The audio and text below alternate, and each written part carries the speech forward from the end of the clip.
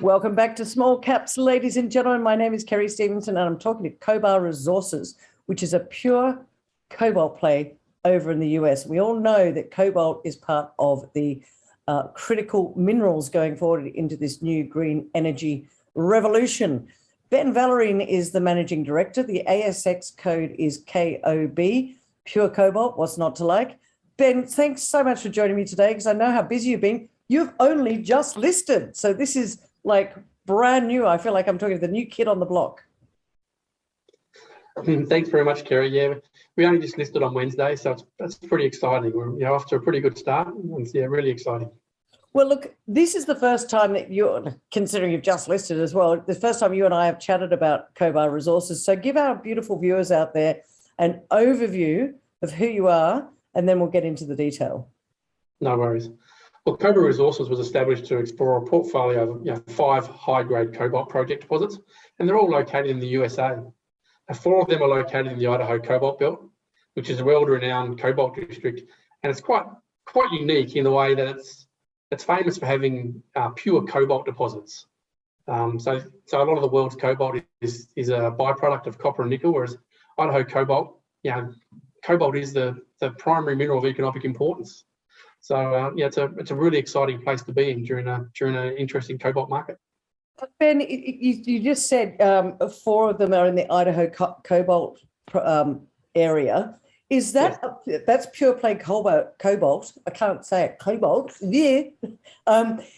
Is there anywhere else in the world that's got pure cobalt, or is it always associated with either nickel or copper? Oh, there are some other deposits. Morocco in particular has got some pure play cobalts, but the majority of the world's cobalt comes out of the Congo, and they are cobalt-copper deposits. About 70% of the world's cobalt comes out of the Congo. Wow. And the rest, a lot of it comes from a byproduct of nickel mining as well. Nickel laterites and nickel sulfides get a good cobalt credit.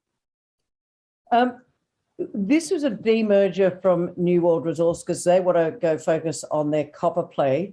Ben, you've got a lot of experience over 20 years in this industry. What? Because you're now the new managing director. Why did you like this company, these projects so much? Well, I've been a geologist for 20 years, and I've never had the opportunity to be a managing director. Oh, watch out! That's right. So I wanted to make sure that I had some quality projects to come behind to make my life a lot easier. And as I said, these pure play cobalts, there's lots of high grade. They're quite advanced for the Idaho Cobalt District. They've got drilling, their soil sampling anomalies, and it's a really good start for a geologist of any kind to get their teeth stuck into, and all when cobalt's kind of booming. Yeah, cobalt is booming. How did you get your hands on the projects? They were with New World Resources. Just explain how you got this group together. So New World Resources have focused on their Outlet project, which is in Arizona. They've got 3 rigs drilling down there, and they're looking to bring that into production. So the cobalt assets that New World have had, they weren't getting any love. So Koba was set aside as a special purpose vehicle to list on the ASX, and then devote full attention to the cobalt projects from New World. And while that process was actually going along, we were actually able to acquire 2 new projects in the Idaho Cobalt Belt as well. So Blackpine and Panther project, they weren't part of the original New World portfolio, and during the IPO process, we were able to get them into New World as well, and bring our project total up to 5. How did you get your hands on an extra 2 projects, given that cobalt's a critical mineral and it's getting a bit of flavour of the month at the moment? Yeah, I suppose it was a little bit before it was flavour of the month. It was 6 to 8 months ago. One of them was we staked claims. So it was vacant, and we were able to go out there and stake the claims. And that project's only 3 kilometres from past producing mines. So really good district to be in. Let's go into the detail of each of the projects. So you've got 5 in total, 4 of them on this this Idaho Cobalt Belt. What are you going to focus on first? So you're listed now. So what's the plans? What's the news going forward? Well, Blackpine is our first project we're going to get started on. So we've got an IP survey ready to go. Should be starting before the end of the month up at Blackpine. IP is a really, really good tool for locating sulfide mineralisation, and cobalt's associated with sulfides in the Idaho Cobalt Belt. So we're hoping to identify some nice targets for drilling there. Blackpine itself has been drilled previously. A company by the name of Formation Capital drilled 190 holes out at Blackpine. So it's a fairly advanced project. They were focused on on copper at the time. And there's actually an historic mine at Blackpine that produced 6,000 tonnes of copper at 2%. So, the previous explorers were focused on copper and also shallow resources. Barely any drilling at a depth greater than 150 metres. Oh, wow. So we're going to take a bit of a new approach, and we're going to really go after the cobalt. We're going to go after it with IP in the next couple of weeks, and then we're going to bring a drill rig in August, September, and follow up on that IP and also the high-grade drilling results that Formation Capital was able to get in the 1990s. 1990s. There's been no work done at Blackpine since 1996. It's over 25 years ago. Okay. So not only has there been no work done, I guess the IP survey and sort of new technology will help you to identify what might be there in terms of cobalt. That's right, yeah. And the IP survey is basically going to be covering some new ground. It's never been surveyed before. There's numerous prospects across Blackpine. There's old shafts and old adits and trenches that were all done in the 1960s. There's soil anomalism that covers over about 5 kilometres of strike length, and the project's only about 6 kilometres, so almost the entire project is covered in copper cobalt soil anomalism. As a geologist, how excited are you about the fact that nothing's been done on this since 1996? That's quite some time. So do you see this as like this is new ground and you could be finding some really interesting stuff here? That's right. Yeah, I'm really excited, and it's one of the reasons I took this role was to get out here and really get stuck into these projects. There's so much potential. The Idaho cobalt belt overall has been poorly explored, and to get your hands on a project like this, which has got defined anomalies and defined drill targets and previous drilling intercepts, it's really exciting.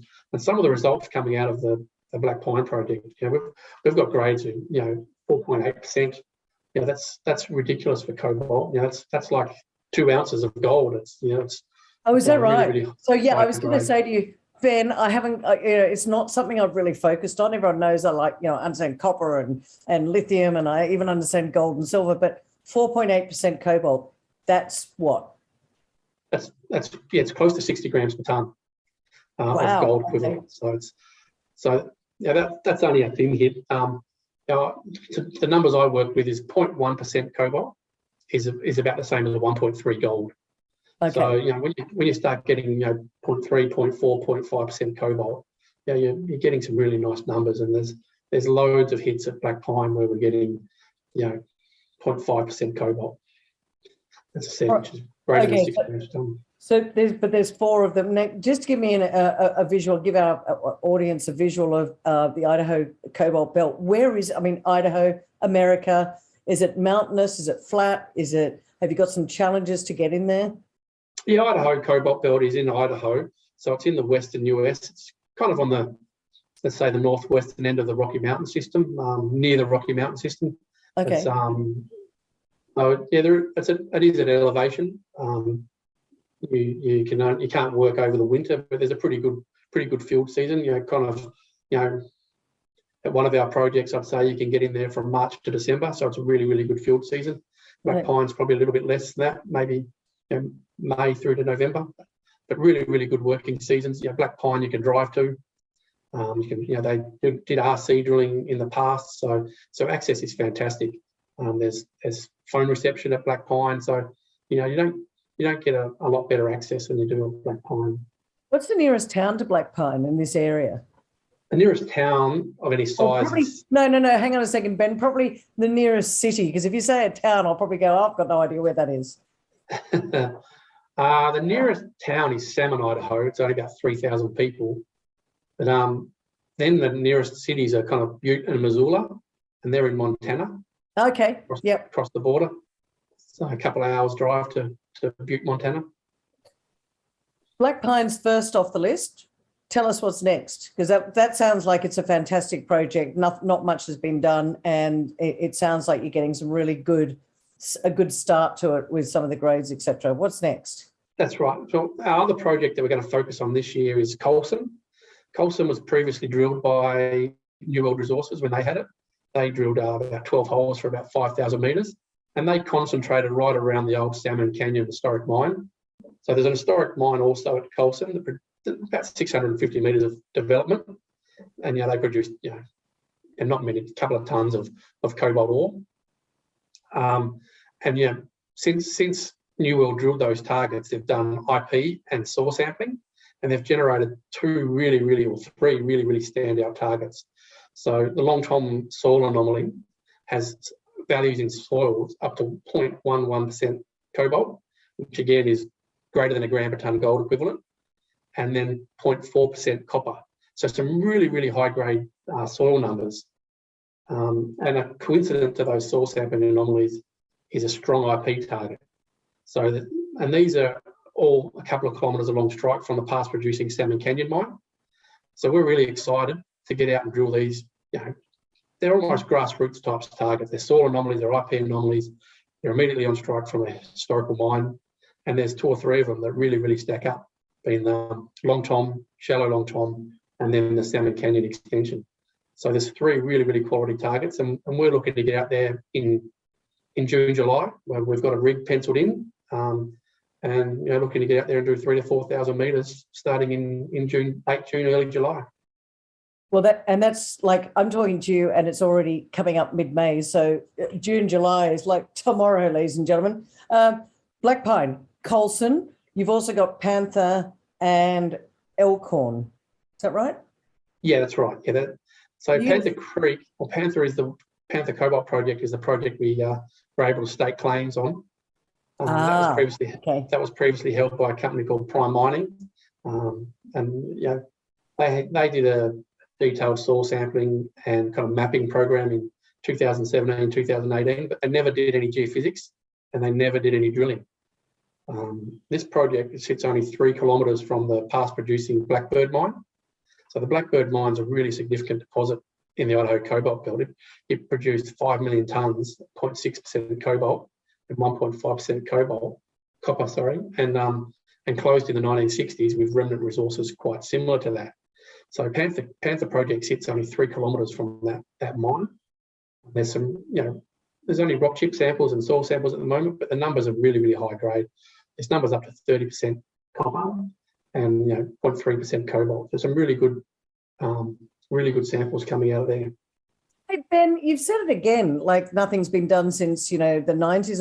Why has this been so why have people not looked at this in the past? Is it because we're only just now seeing the value of cobalt, or what's the reasoning behind this? Well, people have been looking out there. Jervois Mining, an ASX listed company called Jervois, they've been bringing their project into development over the last 10 years. So, they're actually getting ready to make first cobalt by the end of the year. So, and that's also very close to the Panther project and the Blackpine project. So, there's going to be a deposit in production in the district by the end of the year. So, maybe Jervois have been focusing too much on their mine development and not really looking outside the mine fence and doing exploration. But also, cobalt's been down. Had a really nice run between 2017 and 2018, but it really is the rise of the electric vehicles and the lithium-ion batteries that really is bringing cobalt to the fore at the moment. Because there is a gap. I mean, I know we all talk about the gap with copper and we talk about the gap with lithium. Would you say the same with cobalt? Because you said earlier that over 70% comes from the Congo, which, it's sad but true, ladies and gentlemen. Only today there was a siege at one of the gold mines down there. So I guess being in a tier 1 jurisdiction like Idaho is a big tick. Yeah, of course. Yeah. The US is really bullish on securing domestic supply for these new age battery metals, rare earth and all these kind of things. So for two reasons. They want to ethically sourced cobalt. They don't want to be relying on somewhere like the Democratic Republic of Congo. And also the Chinese process a lot of the cobalt. So they don't really want to be reliant on to Chinese as well. So they're really keen to get their domestic supply. So from a I guess a news flow point of view, you say Blackpine IP survey in August, September. Colson got a rig on site. You're going to get going with that in June, July. Panther, you've staked a claim on. That's got some potentially very good ones. Elkhorn, that's a copper cobalt, not pure Cobalt, copper. yeah. Elkhorn's a very early stage project. So, we'll probably focus on the other three for the immediate term, and Elkhorn will be a little bit down the pipeline. But Elkhorn was first identified in the 1960s, and the discovery of prospecting pits, or there is prospecting pits that they created, where there's outcropping cobalt and copper sulfides. So it's right along the belt from where Jervois are producing, or getting ready to produce, and the Blackbird mine as well. Very, very similar geology. I was just about to say, is it along the same sort of structure, or is it That's different? right. The Idaho cobalt belt's only 55 kilometres long. So all these deposits are in relatively close proximity to each other. The Blackpine deposit itself is only 15 kilometres from where Jervois are getting their production up and running. So there's potential. We believe we can develop a standalone operation at Blackpine, but if for some reason we can't, then 15 kilometres away will be Jervois' processing facility. That was going to be my next question: is are you friendly? Are you friendly with the other people along the belt, and do you share information? Yes, we are at the moment. Jervois actually at the moment, ladies and gentlemen. Jervois actually previously held the Blackpine project, and they're the ones who sold it to us. So we have a really good relationship with them. Well, that's good. Now, look, I'd be wrong of me not to mention Goodsprings, which is in Nevada. We've spoken a lot about Idaho, but you've got one project in Nevada. What's that one all about? Yeah, that's the Goodsprings project. That's about 50 kilometres southwest of Las Vegas. There's some very, very high-grade cobalt and copper mineralisation there. New World did quite a bit of work down there also back in 2017, 2018. They did a significant soil sampling program, and they did 2 IP surveys across the deposits, or across the soil anomalies, and they've generated 10 really good quality coincident IP and cobalt soil sampling anomalies. So they're almost drill-ready targets, those ones down there. What we'd like to do down there is actually spend a little bit more time trying to get to understand the geology, a little bit more time doing a bit more of a review, and to refine those drilling targets, because there's quite a few drilling targets, and we need to rank them and work out which ones are the best and which ones are going to give us the most bang for our buck. Absolutely. And look, it would be remiss of me, and we don't have a lot of time left, but it would be remiss of me. You IPO'd not less than a week ago, as I talked to you, and on top of that, it was 9 million. So you've got a market cap of about 13 mil, I think it is. What's the use of funds? Where is it going to go? Because we've explained the projects. There's 5 in total, as you've said. You've outlined the ones in the Idaho belt and 1 in Nevada. Where's the use of that 9 million going? Yeah, obviously, when you've got five projects, it can be a little bit tricky trying to allocate funds. But the bulk of the money is definitely going to go to Blackpine and Colson initially, with the IP survey starting in May at Blackpine, and then we'll roll over to drilling in June, July in Colson. And then the plans, once the drilling's finished at Colson, is to bring the rig back down to Blackpine. So that'll be most of the activity for this year. That'll keep us busy for the next 4, 5, 6 months. And you've got that, you've secured that rig to go from Colson to Blackpine, and it's not going to be, because rigs are hard to get a hold of, as we know, Ben. Yeah, we've got 1 rig secured, and it'll go to Colson, and then that crew on that rig and all the geos and everything will just move down to Blackpine. It's they'll move there in a day. It's only 30 kilometres away from Colson to Blackpine, so it's basically the same job.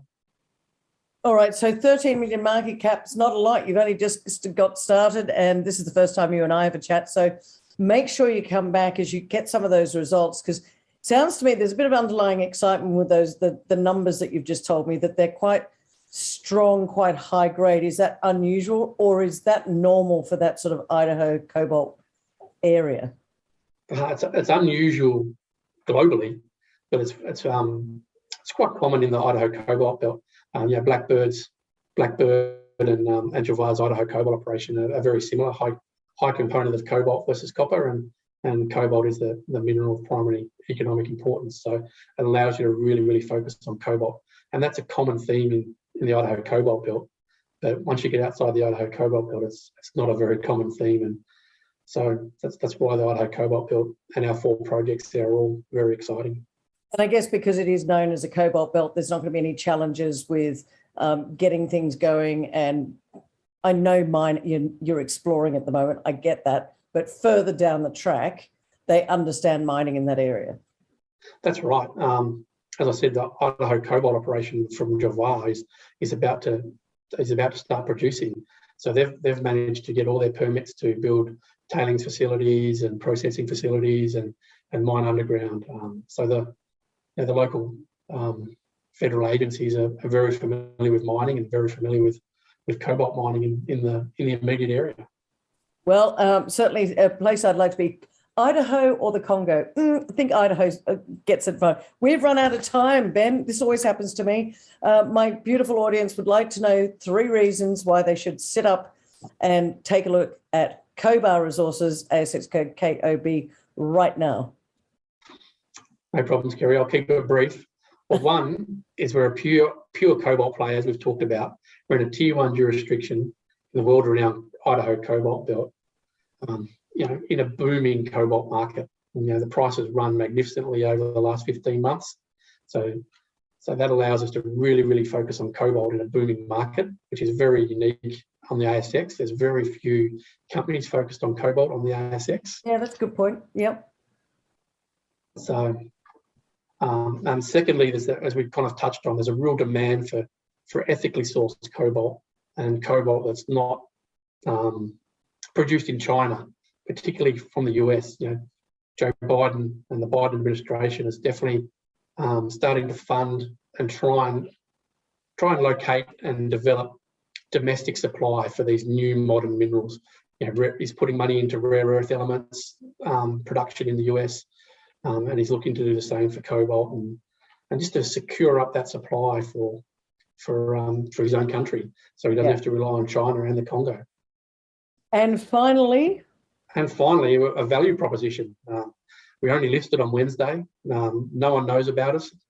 We've got a market cap of 13 million. We've got these really high quality projects in the Idaho cobalt belt that we're going to go out and get stuck into. We're going to be actively exploring and a real value proposition. I can anticipate a nice run on our share price when we get stuck in. There you go, ladies and gentlemen. As you said, as you wrap things up, I think the most important one there was ethically sourced cobalt. It's going to attract a premium, no doubt. And they've only just listed 13 million market cap. Do your own research, but we love to bring you some of these news stories that are around. Ben Vallerine, you've got plenty of work ahead of you. Make sure you come back once that drill rig starts turning and give us an update on how things are going. But for now, thanks so much for joining me on Small Caps. Excellent. Thanks very much, Kerry.